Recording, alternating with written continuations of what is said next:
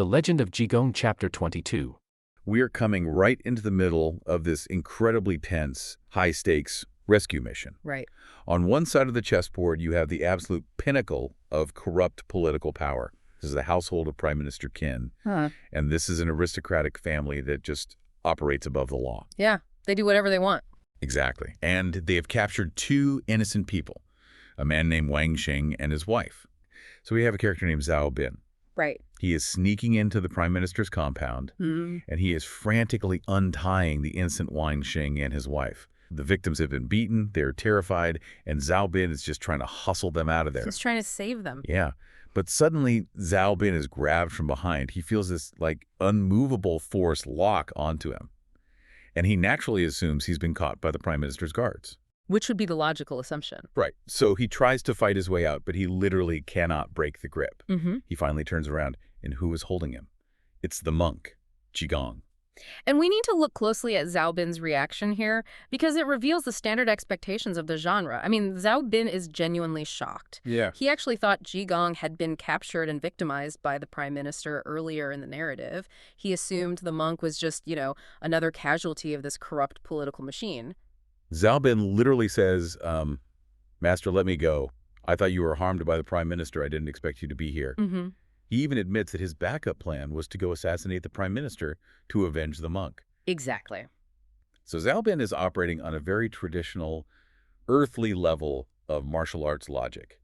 Like, the system is corrupt, therefore the righteous warrior must step in with a sword to cut down the corrupt politician and balance the scales of justice. Yeah, that is the standard heroic trope in wuxia or martial arts literature. The rogue swordsman delivers the justice that the courts will not. But Jigong immediately halts that entire narrative trajectory. He doesn't want Zhao Bin to go on a murder spree. He presents an entirely different paradigm of intervention. He literally stops him in his tracks. Jigong lets go and says, just untie them and come into the room, I have something to say. Yeah. So Jigong then pulls out 2 pieces of medicine and instantly heals the severe physical wounds of the victims. But the story doesn't stop at the magic trick.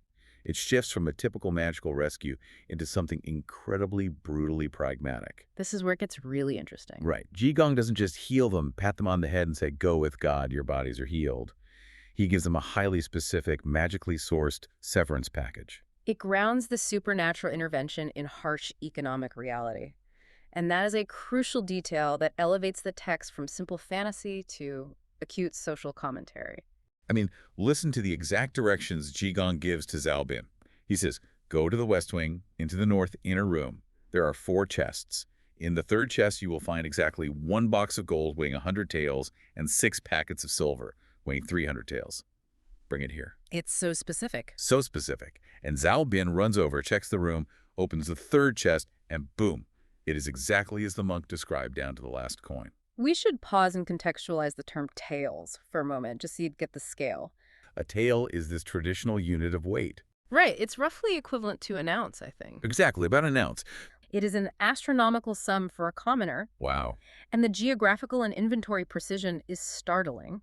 Jigong, who is supposedly a captive of the state, knows the exact architectural layout, the furniture arrangement, and the precise financial holdings hidden deep within the corrupt prime minister's own mansion. It implies this casual omniscience. But it's the application of that knowledge that I find so fascinating. Because he takes this massive fortune and gives it to the victim, Wang Xing. Right. He asks Wang Xing, where are you from? Wang Xing replies that he is originally from Yuhan County. And Jigong proceeds to lay out an entire financial life plan for the man. He really does. He says, take this gold and silver. Tomorrow, hire a boat and escape back to Yuhang with your mother and your wife. Give your ruined, useless belongings to Zhao Bin. With this gold and silver, you can go home, buy some land, start a business, and it will be more than enough to live out your days in comfort. Think about the depth of understanding required to offer that specific solution. If we connect this to the bigger picture, the author is highlighting the total inadequacy of just physical rescue. Yeah. Because if Jigong only healed their wounds and helped them sneak out the back door of the mansion, what is the actual result? Well, they would just be homeless people on the run. Exactly. They're impoverished, traumatized peasants who have just angered the most powerful politician in the capital city. Right. If they just run away, they will starve, or they will be hunted down by the prime minister's men, or they will fall into debt peonage trying to survive. They would be crushed by the systemic inequality of their reality. Surviving the immediate physical trauma does not equal surviving the social system. I am thinking about this like a superhero who also acts as your fiduciary financial planner. I love that. It is. It's like Superman catching you as you fall off a skyscraper, setting you safely on the sidewalk, and then, before he flies away, handing you a fully funded mutual fund portfolio, a new identity, and the deed to a small farm in another state. Yes. Because Superman knows that just surviving the fall isn't enough to actually survive in a brutal society. That is an excellent way to frame it. True liberation requires economic independence. You cannot be truly free from an oppressor if you cannot afford to eat or put a roof over your head. By directing Zhao Bin to steal the prime minister's hidden wealth, Jigong is actively redistributing wealth from the corrupt elite directly to the oppressed working class.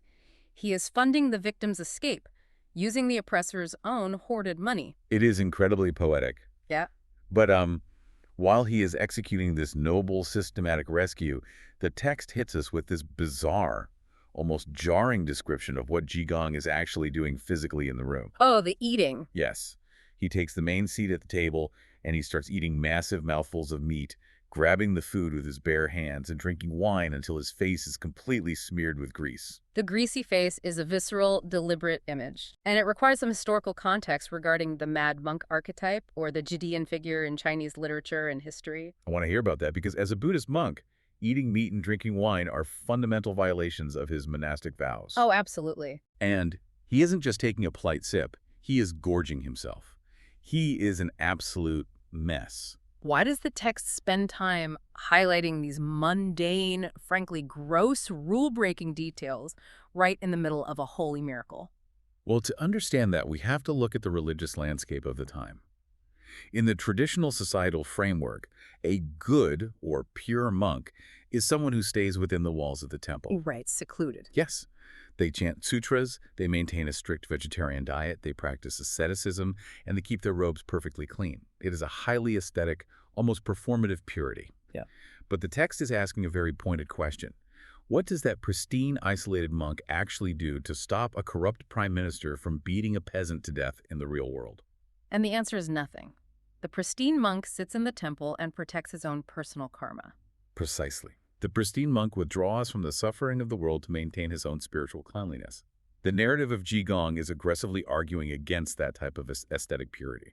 The text suggests that rigid adherence to religious rules is often just a socially acceptable form of self-serving privilege. Wow, that's powerful. Jigong's greasy face, his drunkenness, his total disregard for the behavioral rules of his order, these are not signs of his failure as a monk. They are proof of his deep, active engagement with the messy, dirty, complicated reality of human suffering. So the grease on his face is almost like the grease on the hands of a mechanic. It shows he is actually under the hood doing the hard labor. Yes, that's exactly it. He has abandoned the pristine ivory tower of traditional monasticism to get down in the mud with the victims of society. I see. There is a lineage of this in Buddhist history, figures like Honshan and Shide, who appeared as eccentric, laughing fools to subvert the rigid, bureaucratic nature that institutional religion often adopts. Right. True righteousness, according to this story, isn't about how perfectly you follow arbitrary rules. It is about how effectively you deliver tangible, practical justice to the oppressed. That completely changes the lens through which we view his behavior. Like, he isn't breaking the rules because he lacks discipline. He is breaking them because they are irrelevant obstacles to the actual work of saving lives. Exactly. It makes me think about people in our modern world. How often do we judge someone's competence or morality by how professional their suit looks, while ignoring the actual impact of their actions? It happens all the time.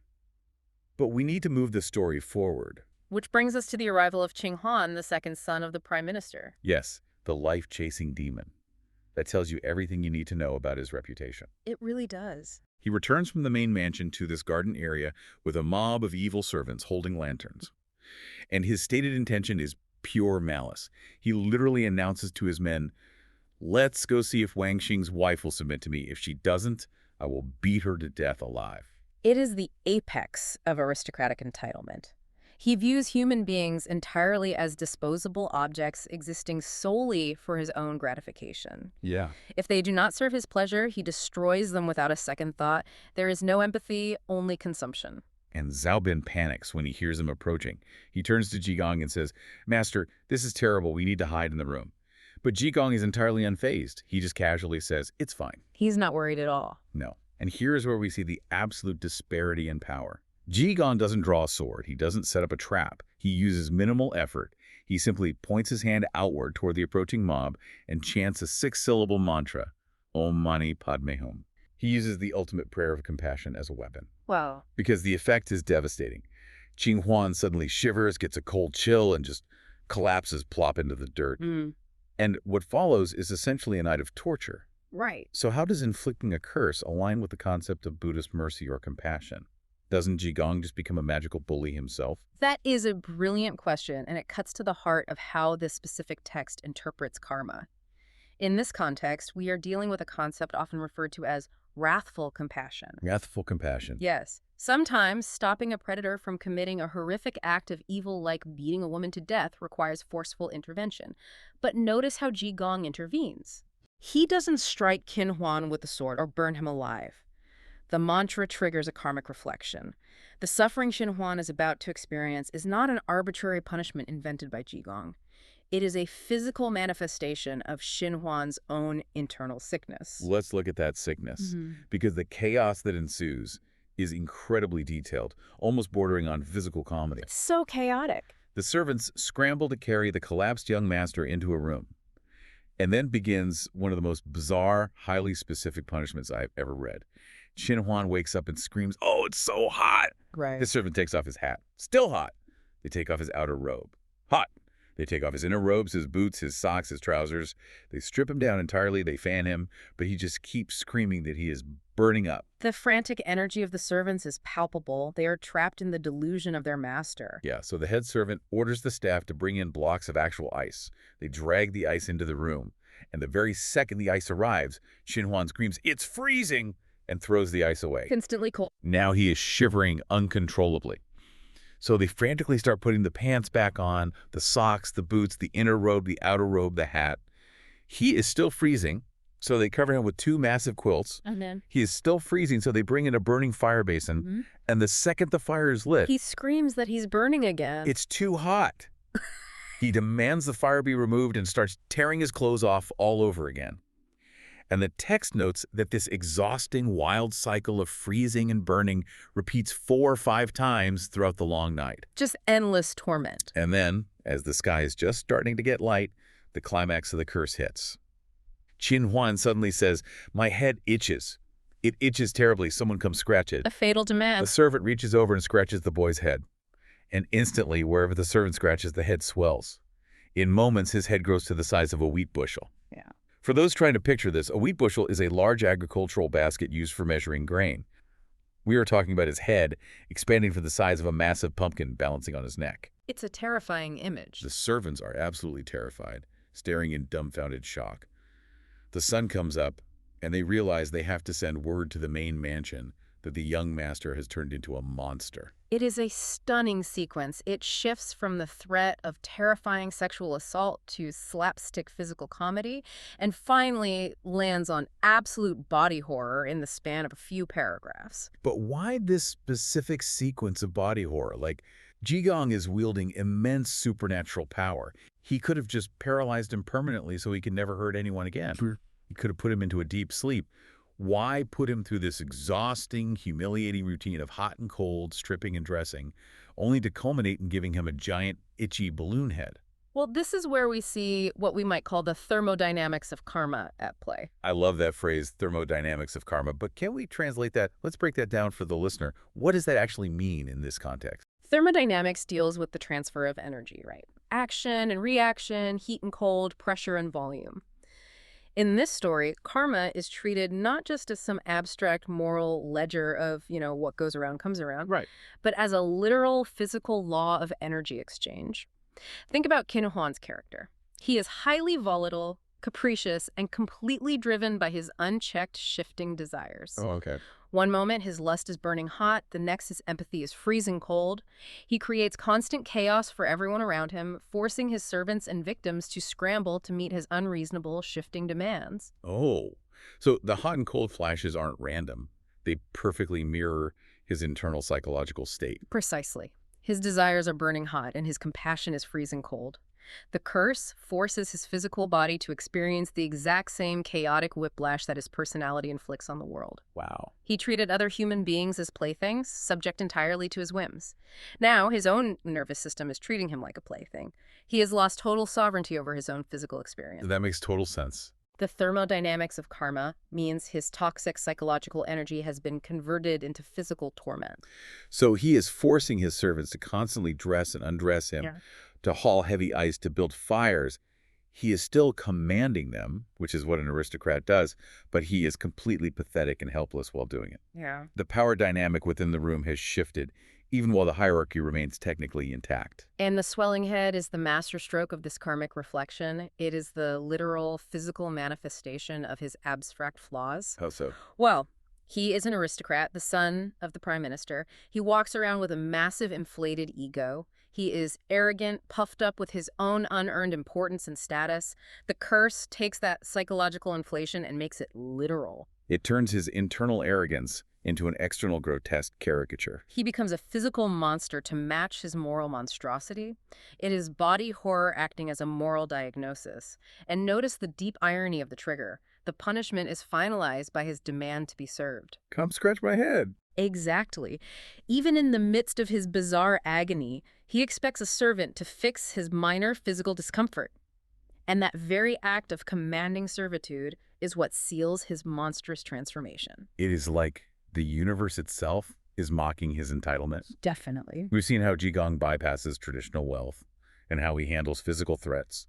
But the story pushes this further by asking, what happens when this supernatural justice goes up against the pinnacle of earthly science? Right, because science gets involved now. Because when an aristocrat gets sick, they don't just accept it. They seek a logical, systematic cure. They bring in the experts. This marks the introduction of the medical establishment into the narrative, which represents the height of human logic and reason in this era. So morning has arrived. Prime Minister Qin is actually on a leave of absence from the imperial court. He's resting in the main mansion. But the servants rush in and report that his son is gravely ill. Now, the text notes that father and son are connected by heart, which shows that despite being a ruthless tyrant to the world, he does genuinely love his child. He rushes to the garden, walks into the room, and sees his son rolling around on the bed in agony, with a head the size of a bushel basket. The visual shock must have been staggering for a man who believes he controls everything in his environment. And Prime Minister Qin immediately reacts the way powerful men often react when confronted with a crisis. He blames the staff. Of course he does. He yells, "You slaves! This is infuriating. Why didn't you inform me earlier of this severe illness?" I mean, think about the worst corporate boss you've ever had. When systems fail, power always delegates the blame downward, right? Absolutely. The servant tries to explain the insane night they just had, the hot, the cold, the scratching, the swelling head, and remarks that this illness comes very strangely. An understatement. Yeah. Yeah. But Qin doesn't care about the strange narrative. He retreats instantly to the comfort of established systems. He orders them to invite the most famous doctors in the city. When faced with the incomprehensible, he summons the pinnacle of human logic and science to reassert control over reality. The text mentions there are two famous doctors in the capital city of Linen, Tung Wanfang and Li Huaichun. They send for Dr. Li. And I love the subtle detail here. When the summons comes from the Prime Minister's mansion, Dr. Li cannot not go. Right. There is an implicit coercion just in the invitation. The gravity of absolute political power pulls everyone into its orbit, willingly or not. To refuse a summons from the prime minister, even to treat a patient, would be a career-ending, potentially life-threatening decision. So Dr. Li arrives, and the text spends a very deliberate amount of time describing his appearance and his methodology. Prime Minister Qin sees him walk in, and Dr. Li is wearing a four-cornered carefree hat, a blue robe, a large overcoat, and official boots with seal character patterns on the soles. He looks the part. He has an extraordinary bearing. The author is meticulously constructing Dr. Li's credibility. This isn't a back alley quack doctor. His outfit signifies that he is the absolute embodiment of educated, elite Confucian society. He is the leading scientific mind of the era. And his medical examination is equally rigorous. He doesn't just look at the giant head from across the room and guess. The text specifically names the traditional Chinese medicine techniques he employs. He checks the Kun, Guan, and Qi. What does that actually mean in practice? In traditional Chinese medicine, or TCM, Kun, Guan, and Qi refer to the 3 specific positions on the wrist used for pulse diagnosis. Okay. The practitioner places 3 fingers on the radial artery. Each position and the depth at which the pulse is felt corresponds to different major organ systems and meridians in the body. It is a highly sophisticated, deeply logical system of diagnosis that had been refined over thousands of years. So he isn't just taking his heart rate. He is running the ancient equivalent of a full-body MRI. Yes, exactly. The text notes he examines the 6 pulses and evaluates the 12 meridians. He is running a comprehensive diagnostic protocol. Right. But despite all of this rigorous checking, Dr. Li is utterly baffled. He looks at the giant head, but when he reads the pulses and the meridians, he finds absolutely no trace of illness. Nothing. There is no pathogen, no imbalance of Keys, no blockage that he can identify. The text says he doesn't know from which meridian this disease of the head was acquired. He realizes he has absolutely no way to prescribe medication. The scientific method has hit a solid brick wall. If we connect this to the bigger picture, this is a profound philosophical statement by the author. How so? Well, the text intentionally builds up Dr. Li. It details his impressive hat, his scholarly robes, his official boots, his mastery of the ancient text, and his precise, systematic diagnostic methods. It does all of this specifically to highlight how utterly useless all of that human achievement is when confronted with karmic retribution. So you're saying the medical system isn't flawed, it's just trying to solve a problem that exists outside of its universe. Exactly. Medicine, logic, and science are systems designed to treat physical ailments born of the natural world. But Qin Huan's giant head is not a medical condition. It is a moral condition. It is a spiritual disease. The author is suggesting that human systems, no matter how advanced, no matter how prestigious the practitioner, will always fail when they try to cure the symptoms of deep moral decay with mere physical logic.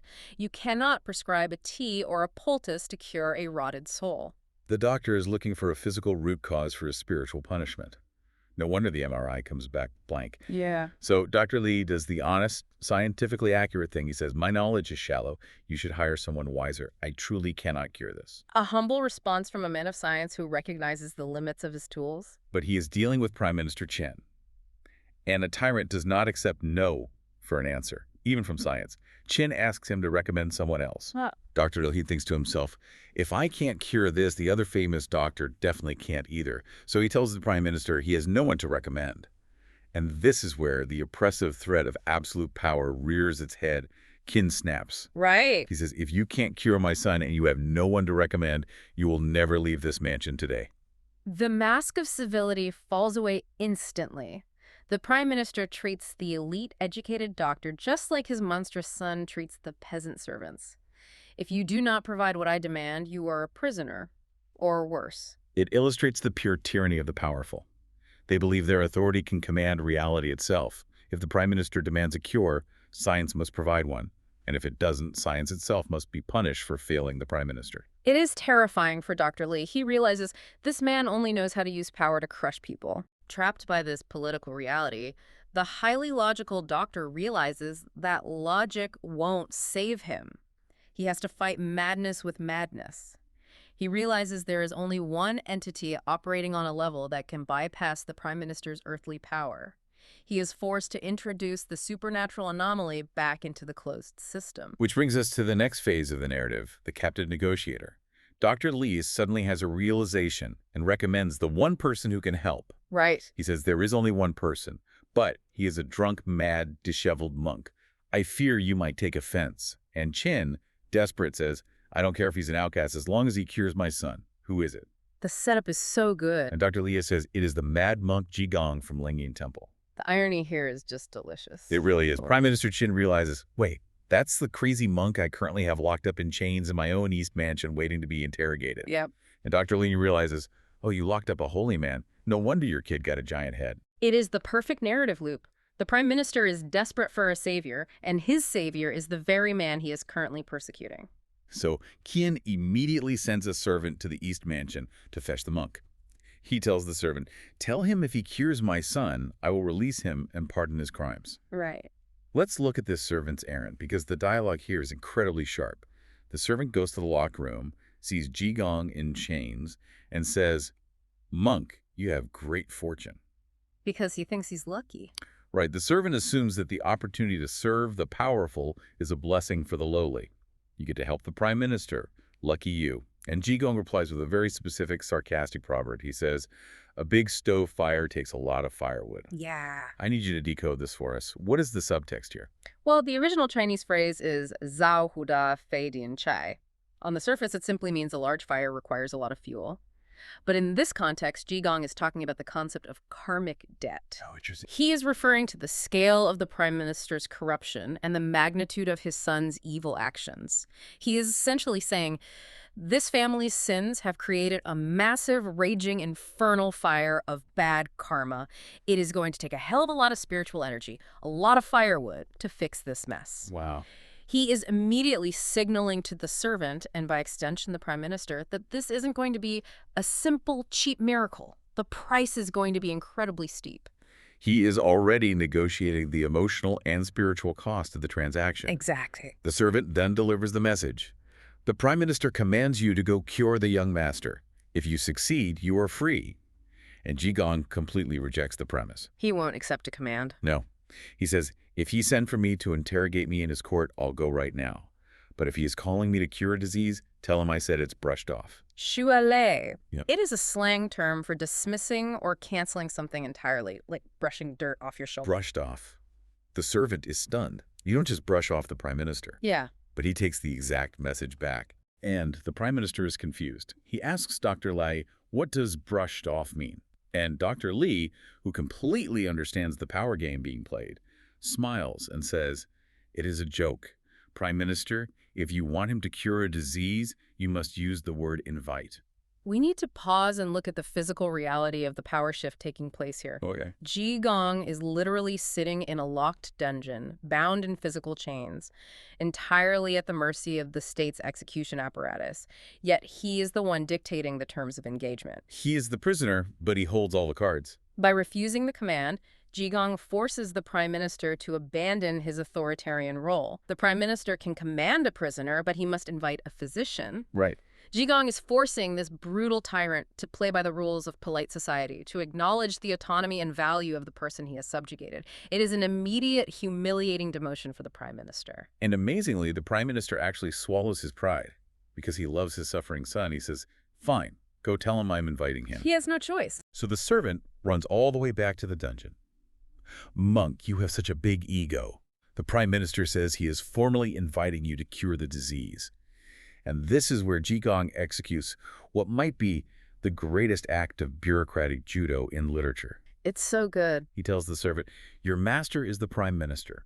He holds the incredibly high rank of the three terraces. He and I have no prior relationship. If he starts suddenly associating with a lowly Buddhist monk, the imperial censors and inspecting officials will find out, and they will impeach him for inappropriate conduct. Yes. Okay, we need some major historical context here. What are the three terraces and who are the censors? To understand the brilliance of Jigong's troll here, we have to understand the bureaucracy of the Song dynasty, which is the historical setting of the Jigong legends. Right. The three terraces refers to the highest echelon of executive power in the imperial court. It signifies that Prime Minister Qin is at the absolute peak of the political pyramid, second only to the emperor. But the Song dynasty had a very specific mechanism to keep these powerful men in check, the censorate. Who were they? Think of the censors as the ancient Chinese equivalent of a hyper-aggressive internal affairs division crossed with an elite auditing firm. Ah. They reported directly to the emperor, and their entire job was to investigate, critique, and impeach other officials for anything from massive corruption down to minor breaches of social etiquette or inappropriate associations. That sounds terrifying. It was. The psychological terror of being a high-ranking official in the Song dynasty was that you were constantly watched by your peers. The single rumor that you were associating with unsavory characters like a dirty, meat-eating mad monk could lead to a censor writing a memorial to the emperor, resulting in your demotion, exile, or execution. So the hilarious irony here is that we have a magical wine-guzzling monk who can literally make heads expand with a thought, suddenly pretending that he is deeply, genuinely concerned about government HR policies and parliamentary procedure. Yes. And the genius of it lies in how Jigong is weaponizing the prime minister's own world against him. The prime minister's entire existence is built on political status, rank, and the anxiety of maintaining that power within the imperial court. He lives in constant fear of the censors. Jigong is using the prime minister's own nightmares against him. Exactly. Jigong, who lives completely outside of societal rules, cites the most rigid, arcane government regulations just to trap the prime minister. By pretending to care about the prime minister's political reputation, Jigong forces Qin to realize that his absolute tyrannical power is actually incredibly fragile. Yeah. It is constrained by social rules, pure surveillance, and imperial optics. While the mad monk sitting in chains is completely free. Right. The prime minister can dictate life and death inside his house, but he can be destroyed by a rumor at court. Jigong is holding up a mirror to the prime minister's precarious existence. He is saying, "You think you trap me? You are trapped by your own ambition? I am the only free man here." That is just incredible. The servant goes back and repeats this bureaucratic excuse verbatim to the prime minister, and the prime minister finally snaps. He loses it. He is furious. "What a bold monk," he yells. But Dr. Lee steps in again. He tells the prime minister, "Do not be angry. If you want him to cure your son, you must go to him personally." Having successfully humiliated the prime minister through intermediaries, Jigong has forced the ultimate confrontation. Yeah. The absolute highest authority in the land must physically walk down to the prison cell to beg for help from the lowest rung of society. Which brings us to the final sequence, the absolute humiliation of power. Prime Minister Qin sees his son rolling around in agony, and he realizes he has no choice. He and Dr. Lee walk over to the East Mansion where Jigong is held. Right. But Qin is still trying to hold on to his dignity. As he enters the courtyard, the text notes he deliberately coughs loudly. Why the cough? It is a classic, almost pathetic power move. He does it specifically to announce his arrival, to ensure that the servants and guards know he is there so they can stand at attention and perform the rituals of respect. He is trying to control the space. And the guards do exactly that. They all jump up and say, "The prime minister is here." But Jigong completely shatters the social contract. He really does. As soon as the prime minister coughs, Jigong looks at the guards and says, "Listen, a dog is barking." It is an incredibly dangerous insult. To call the prime minister of the empire a dog to his face, in front of his own servants and a visiting elite physician, is essentially a capital offense. The guards panic and tell him to shut up. Yeah. Prime Minister Qin walks right up to Jigong. He tries to ignore the insult and maintain his formal composure. Yeah. He says, "Monk, because my young son has contracted a strange disease, I have specially come to invite you to cure him." He uses the polite language. He does what he was told by the doctor. He expects the transaction to be complete now that he has condescended to ask. But Jigong refuses to let him off the hook. Yes. He immediately throws the physical reality of the situation right back in the prime minister's face. Yeah. He says, "I was locked in chains and dragged here. I was not invited." Ouch. It is the ultimate mic drop. The prime minister is trying to paper over his tyranny with polite etiquette, and Jigong forces him to look at the iron chains. You cannot invite someone who you are currently holding hostage. Right. The hypocrisy is laid bare. And the prime minister erupts. He yells, "Good, good," in absolute rage. This exchange perfectly encapsulates the sociological utility of the mad monk persona. We talked earlier about his greasy face and his rule breaking. His madness is essentially an impenetrable shield. How does madness act as a shield? Because society has already categorized him as a lunatic, a Yeah. marginal figure completely unmoored from reality, he is granted a strange kind of immunity. Oh, I see. A sane, respectful citizen would be executed on the spot for calling the prime minister a dog or pointing out his hypocrisy. But because Jigong is crazy, he can speak absolute, unvarnished, dangerous truth directly to the highest authority in the land without immediate execution. Right. He breaks the social contract that the prime minister relies on. The prime minister's ego is bruised, he is enraged, but he is utterly paralyzed. He cannot kill the monk because he needs the monk's power to save his son, and he cannot argue with the monk because the monk refuses to engage with his political reality. It is a perfect stalemate. The prime minister's massive power is entirely nullified by a man who simply refuses to respect it. And the text leaves us right there on a cliffhanger. It's such a tease. It is. Dr. Lee sees the prime minister boiling over and hastily steps in to mediate before violence breaks out, trying to calm the prime minister down so that the holy monk can display his Buddhist magic and, as the text teases, play tricks on the prime minister. It sets the stage for a much longer, protracted humiliation of the corrupt elite, which is the running theme of Jigong's entire literary existence.